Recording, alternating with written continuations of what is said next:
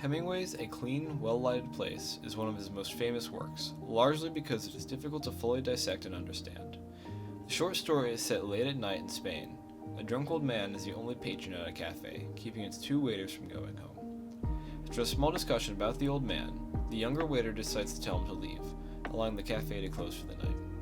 Despite the simple plot, the story can have as many interpretations as readers, the most famous of which claims that the light in the story is a metaphor for things that make life worth living. I wish to go a little deeper and explore the darkness in the story.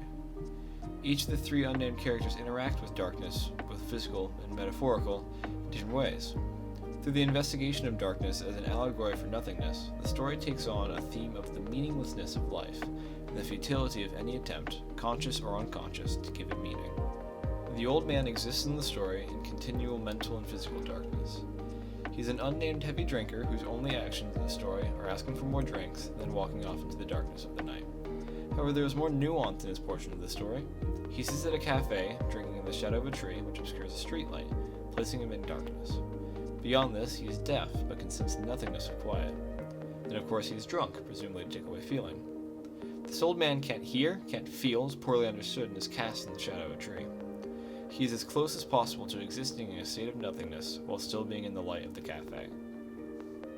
The old man doesn't choose to be nothing, rather he tries and fails to escape it. Through the old waiter, it is revealed that the old man tried to commit suicide because he was, quote, in despair.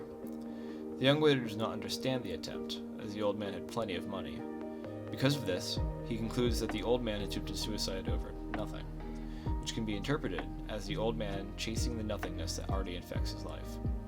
He could be trying to kill himself so he can join with the darkness in death. However, I believe that he's trying to avoid the darkness as much as possible. That is why he is in the light of the cafe at 3 a.m, to escape the darkness of night. Despite this, he can't escape it, being trapped in the shade of the tree. He can't even escape it in death, as he failed his suicide attempt. Thus he is condemned to live a meaningless life, spent futilely trying to escape the nothingness.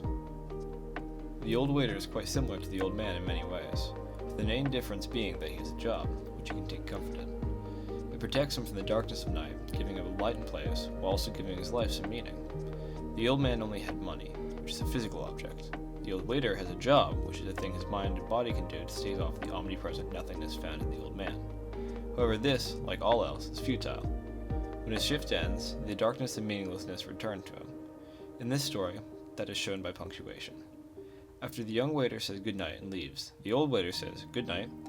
Then, outside quotations, the text continues for a long monologue about nothingness, with no specific indication of the narrator being the old man. These must be the words or thoughts of the unknown narrator. The plot does not actually continue until the old waiter is back at a bar, in another attempt to stay off the light. Even though the old waiter tries to stay in the light, he can't escape the nothingness that surrounds him. His story ends with him trying to go to sleep, specifically saying that he would lie in the bed, and finally, with daylight, he would go to sleep. After all, he said to himself, it's probably only insomnia. Many must have it. The old waiter could not sleep for the same reason that the old man couldn't commit suicide. They can't escape the meaninglessness of their lives. The old waiter spends his life trying, futilely, to keep in the light, both physical and metaphorical. But in the end, he will fail and become like the old man. The young waiter is built in contrast to the other two characters. He has a plan to live for, such as a wife waiting in bed. The waiter himself highlights the difference in the passage. You have youth, confidence, and a job. You have everything. These things have intrinsic value. While the old man only has money, which is worth nothing, the old waiter only has his job, which is useful only when he works. The young waiter has things with a kind of inherent value to hold him steady. He does not need to be with his wife for her to have value, unlike the old waiter in his job. These things, because they are not physical, serve as lights in the darkness, allowing him to simply walk off into the night once the shift is over. The story invites us, however, to see these things as temporary and just as futile as the old waiter's search for a light to stay under until daybreak.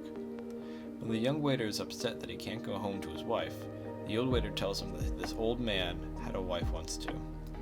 This doesn't put the two characters in contrast, rather it makes it clear that sooner or later, the waiter will be just as lonely as the old man. He could lose his job, his youth disappears every second he lives, and everything he has is temporary. Through these different characters, it appears that the darkness of nothingness is constantly beckoning to all, always consuming more and more of their lives. It makes it seem that all things tend towards non-existence, and because of this, nothing has real or at least permanent value. Sooner or later, everyone will have nothing in their lives other than that nothingness, and they won't be able to escape from it either. These conclusions can be made in the context of the story, but also give a somewhat depressing view of real life. If life is meaningless, as the story seems to claim, then the futile pursuit of light is the reason to keep living.